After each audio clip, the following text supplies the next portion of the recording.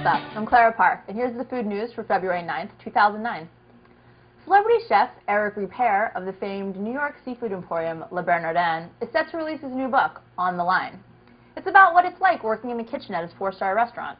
The book is not to be confused with the Lance Bass cinematic classic of the same name. God, I love that movie. In technology news, the Greener Gadgets competition highlights the best and brightest of the future of eco-conscious gizmos. One noteworthy entry was the ReTea Coffee or Tea printer. The printer cartridge forgoes traditional toner and utilizes used coffee grounds instead.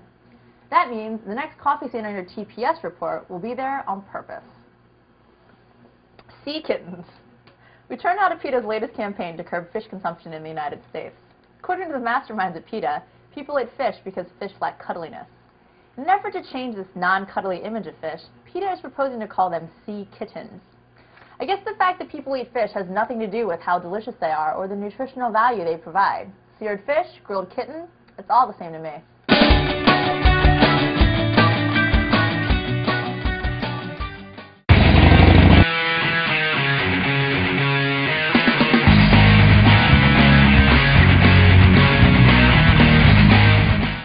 What I'm doing is swirling the wine. And I'm swirling the wine because I want to encourage all the aroma vapors to come together.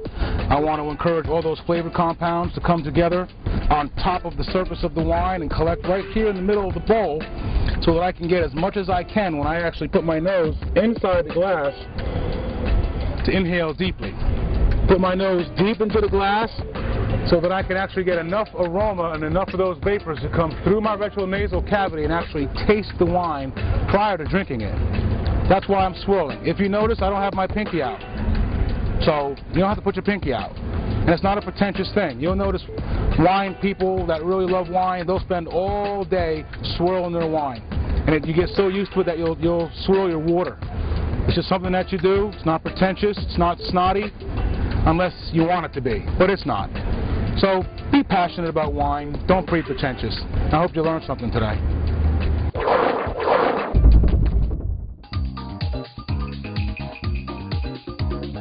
Hi, I'm Philippe Nolan with Devour TV, and this is Top 50 Dishes New York City. Today we're at Artisanal, where cheese takes center stage. So let's go see what Chef Terrence Brennan has put on the plate for us today. Come on. Hi, I'm Terrence Brennan from Artisanal Fromagerie and Bistro. And this is one of the 50 best dishes. It's our cheese platter. And if Phil doesn't like this, I don't know what he'll like.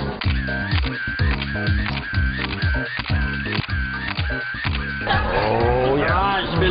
Le plat de fromage. Well, I'm going to do what you tell me to do. Good answer. Because you know what's going on. So a few pointers about composing a cheese plate, cheese board, is you want to think about a few things.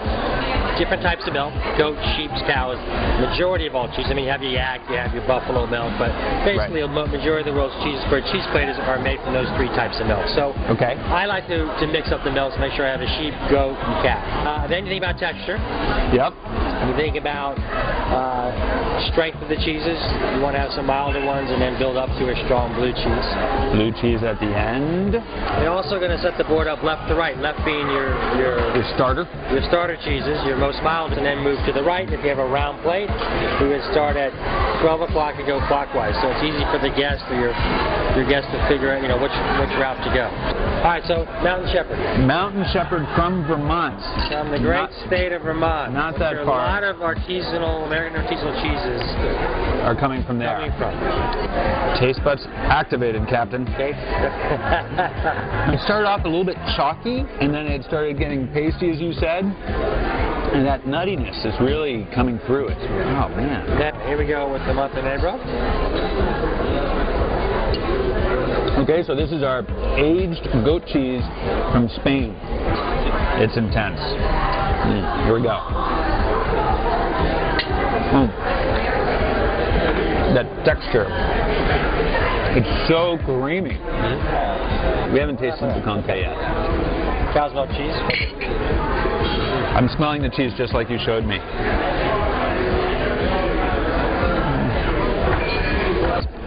Epoisse, correct me if I'm wrong. This is a cheese from Burgundy, right? Absolutely.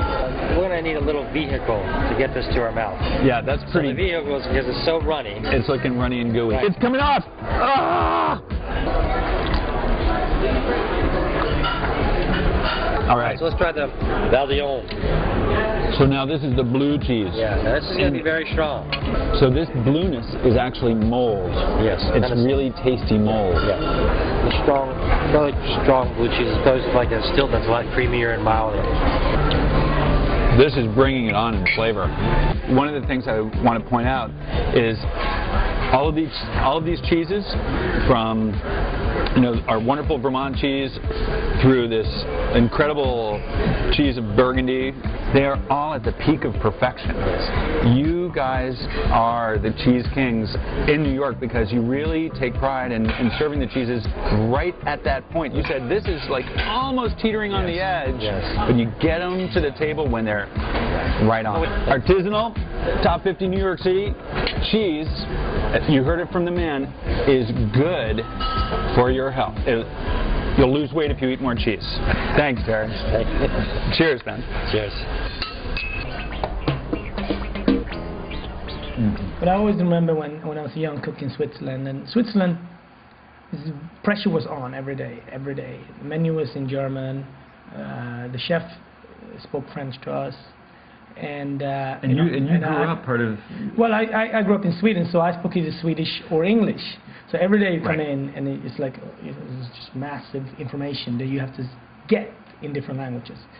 And it was New Year's Eve, and my responsibility was to do the asparagus.